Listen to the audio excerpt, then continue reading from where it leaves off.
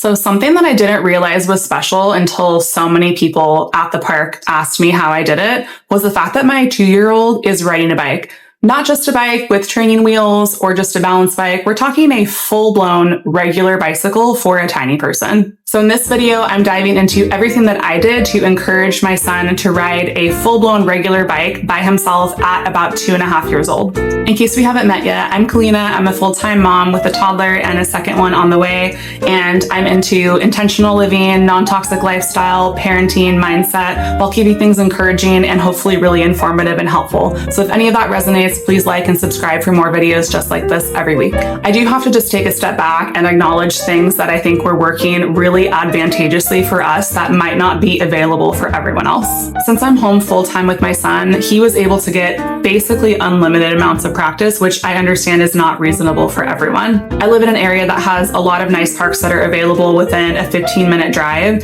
so it was really easy for us to just grab the bike and get out and get those riding opportunities in. The other advantage that we had was the fact that my son was a very early walker. He started walking around 9 months. By 10, he was practically running. So for us, I think the fact that he was just walking really early made it so that we could introduce the bicycle really early. The third thing is that my son is really tall for his age. I'm only 5'3", so I've been really surprised how he's just always been a 99th percentile tall baby. But the fact that he is so tall made it so that he could ride those bigger bikes faster. The last caveat is that my son was really interested in riding a bike from a young age. He saw his dad riding a bike. His dad and also granddad both had motorcycles, so I feel like it was honestly in his blood. Some kids are just not interested in riding a bike, and that's totally fine. I just happened upon one that is. Caveats aside, let's jump right into the 4 steps of how I got my toddler to ride a bike. Step 1, the baby walker bike. This is just one of those cute little bikes that you can just buy from literally anywhere. It's just something to get them used to the shape of a bike and just getting them on something with a seat and then walking their little legs alongside it. As soon as my son started walking, which again was around 9 months, we just bought him one of these bikes immediately and he really took to it like a fish to water. Step 2, around 20 months was when we bought him his first balance bike, which was a total game changer. A balance bike is shockingly something that's made for developing balance. A balance bike doesn't have any pedals, any brakes, so it's really just about them learning how to steer with the handlebars and then getting them practice actually lifting their feet off the ground to get that balance.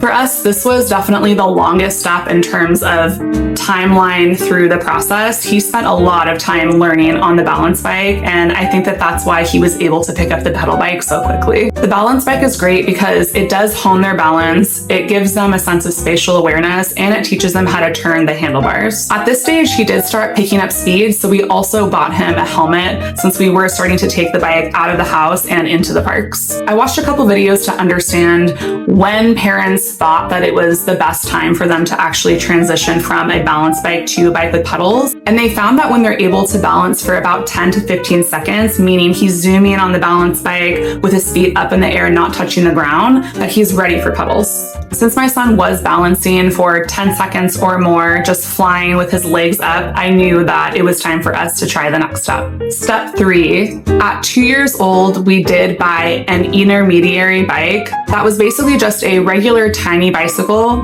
with the option for added training wheels.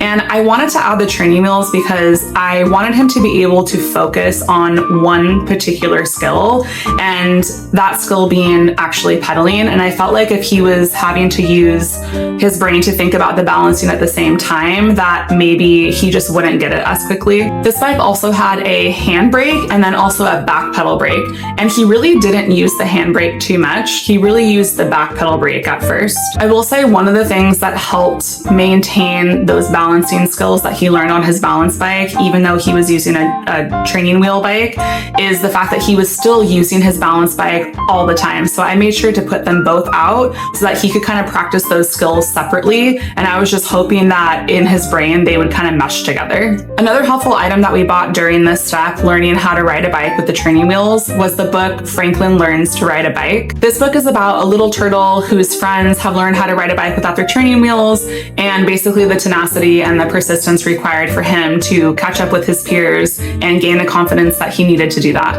This book was perfect because it really resonated with where my son was in the process and teaching him that it's okay to fall down and just to keep going and keep getting back up and trying again. Step 4, around 26 months was when my husband actually bought him a Guardian bike with 14-inch wheels. The Guardian bikes are cool because they have a really low center of gravity and they're supposed to have a highly developed, easier braking system. These bikes can actually be balance bikes and then transition to regular bikes, which I didn't really know at the time. To be honest, my son really wasn't interested in this bike at first because it was a little bit tall for him, even though my son is pretty tall.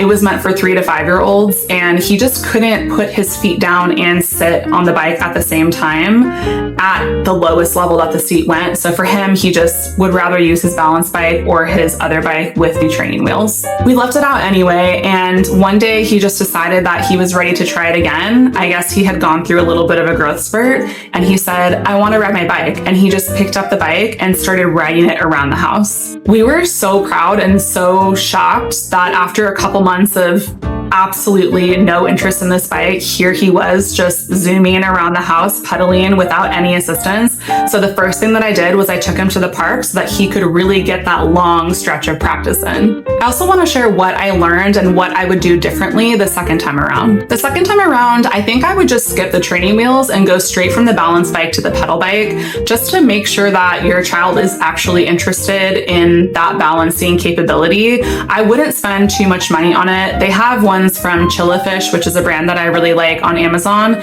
You can get something between $40 and $60 with 10 to 12-inch wheels that should work for most sizes. Once they show interest, then you can definitely bump up the price point to maybe trying one of the Guardian bikes, but those start at $150. So I think it's worth just checking to make sure that your kid even wants to ride the bike before making that kind of investment. Another thing I learned that was really helpful was getting a bike group together. I was lucky enough to come upon a mom and a dad at a park randomly who just happened to have toddlers around my son's age who were riding bikes. And the fact that he was learning around the same time as them and we could make a regular play date of it and had something to look forward to while building on that skill set together, I think just created that sense of community and really helped to motivate him to keep going and keep learning. I love the concept of getting books that speak to where your child is developmentally and where they're trying to get to. So for us, the Franklin Rides a Bike book was so great because it taught my son that it's okay to fall down and get back up and keep trying, and that's how you get better.